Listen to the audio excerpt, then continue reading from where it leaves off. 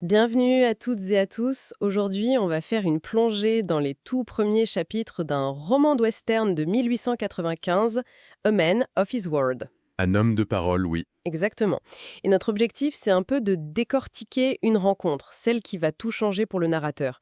On a d'un côté un jeune Anglais un peu naïf, et de l'autre, Un étranger mystérieux. et pour bien comprendre le choc, il faut se mettre dans l'ambiance. On est à la fin du 19e siècle, au Nouveau-Mexique. Notre narrateur, Harry Thornton, il a 24 ans. Et il est berger. Oui, et ça fait 2 mois qu'il est seul. Mais quand je dis seul, c'est absolument seul au milieu de nulle part. Le silence, les prairies, et c'est tout. Le calme avant la tempête, littéralement. C'est exactement ça. Et c'est ce calme qui va rendre ce qui arrive aussi percutant. Et donc, la tempête arrive, sous la forme de 3 cavaliers qui débarquent à l'horizon. Forcément, pour Harry, qui est en manque de contact humain, c'est l'euphorie. Ah bah oui, se dit enfin. Enfin de la compagnie. Il est prêt à les accueillir, à leur offrir tout ce qu'il a. Mais très vite, il y a un truc qui cloche. Des détails, oui. Des détails qui ne vont pas du tout. C'est ça. Ces hommes n'ont pas de chapeau, pas de bottes, leurs pieds sont nus et en sang. Et même les chevaux. Ils ont des simples cordes comme l'icole. C'est une image de misère totale. On est très très loin du cliché du coboge. Complètement. C'est un choc en fait. Un face-à-face entre deux mondes. D'un côté, on a ce jeune Anglais qui a encore des codes très civilisés, on va dire. Il hésite même à crier un grand bonjour, de peur que ce soit mal pris. Exactement. Et de l'autre, 3 hommes qui ont l'air de revenir de l'enfer. Et le plus révélateur, c'est leur réaction quand Harry leur propose à manger. Ah oui, c'est incroyable. Ils sont sidérés. Le mot est faible, ils ne comprennent pas. Il y a un long silence, comme si l'idée d'une offre gratuite, juste comme ça, était impensable. Le chef du groupe est même sur le point de refuser. C'est ça, ils veulent partir. Et c'est seulement quand Harry insiste qu'il se retourne vers ses compagnons et leur dit, je cite, « J'ai l'impression que l'offre est honnête. Descendons et risquons le coup. » Risquons le coup.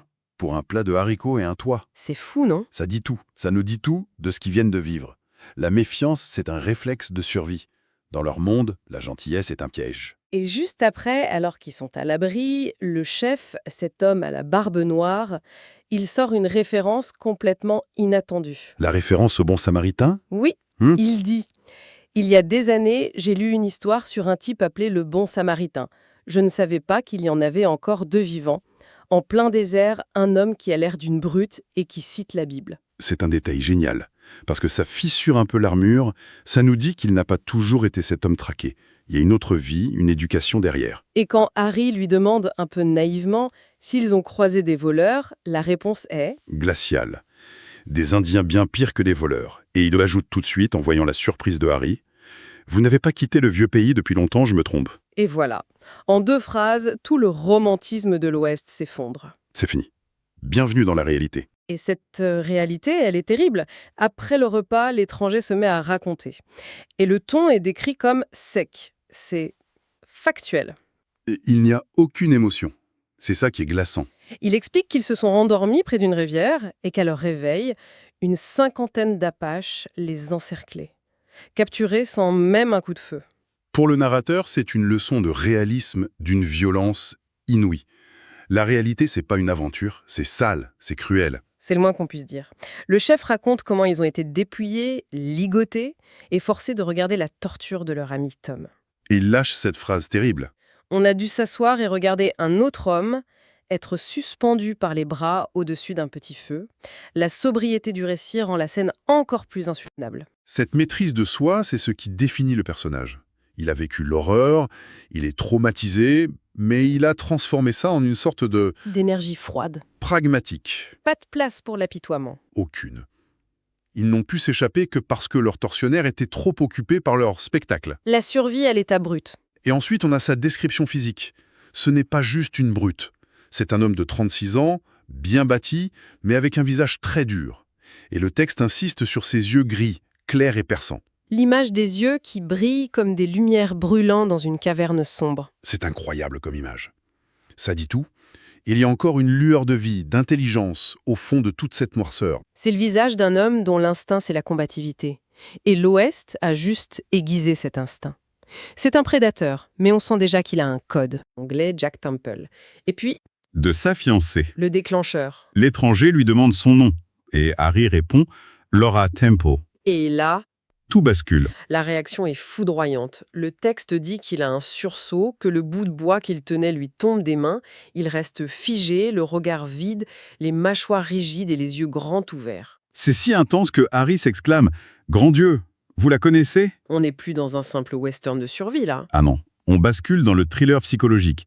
La question n'est plus « Est-ce que les Apaches vont attaquer ?», mais quel est le lien entre ce survivant et la fiancée du héros? L'Ouest immense devient soudainement tout petit. L'étranger se reprend tout de suite. Il dit juste qu'il connaît Londres, qu'il est anglais lui aussi. Puis il change de sujet, il réveille ses hommes. C'est l'heure de partir. Mais il ne part pas tout à fait. Non. Au moment de sortir, il se retourne et il lance un avertissement. Il dit à Harry « J'ai oublié quelque chose. Si les Apaches reviennent, ce sera cette nuit. Et le conseil qui suit, c'est peut-être une des choses les plus terribles du livre. Mais c'est un pragmatisme » absolu. C'est terrifiant. Il lui dit « Si un Apache entre par cette porte, ne prenez pas votre pistolet, prenez votre couteau.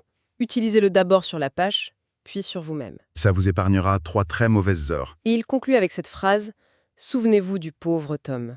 C'est d'une violence. » C'est les deux, je pense. C'est un conseil pratique, oui. La mort rapide est un luxe. Mais c'est aussi une façon de lui dire « Voilà la réalité. Oublie tes rêves. » C'est la fin de l'innocence pour Harry. Et sur ces mots, il disparaît, sans même avoir donné son nom. Bien sûr. Et la prophétie se réalise. Harry essaye de rester éveillé, mais il s'endort.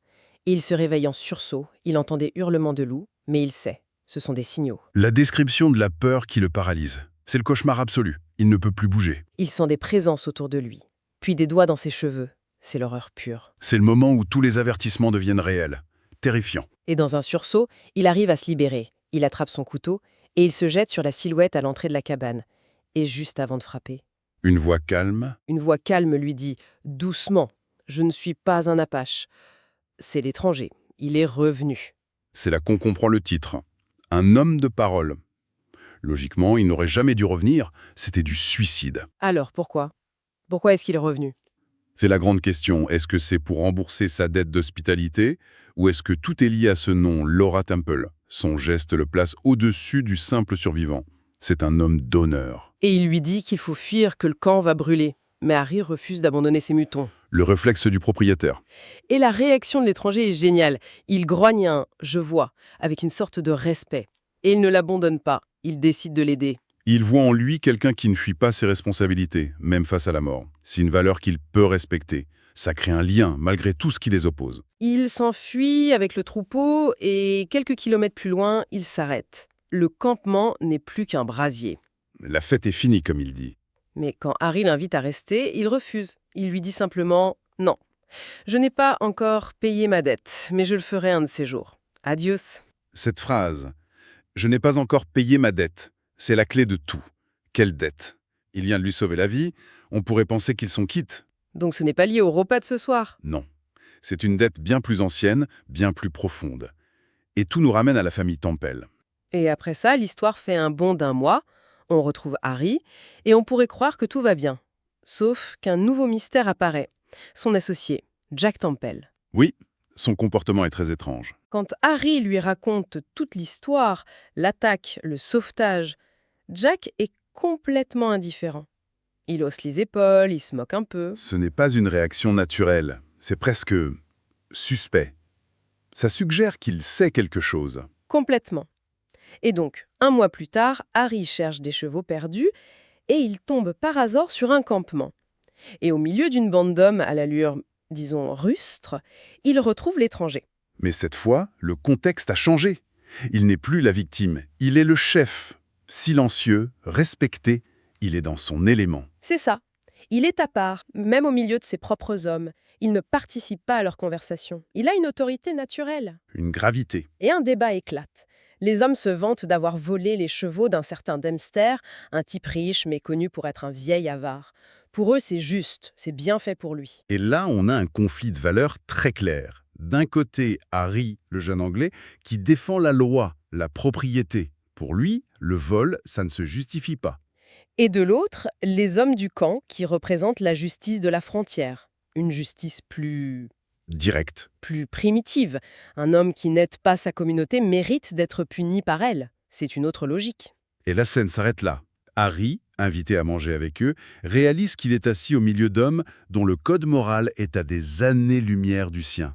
Et surtout, il regarde cet homme qui lui a sauvé la vie et il se rend compte qu'il ne sait toujours rien, absolument rien de lui. C'est une introduction incroyablement efficace. Toutes les pièces du puzzle sont là. Les personnages, le conflit et surtout le mystère central. Alors si on résume, on a un héros sauvé par un inconnu.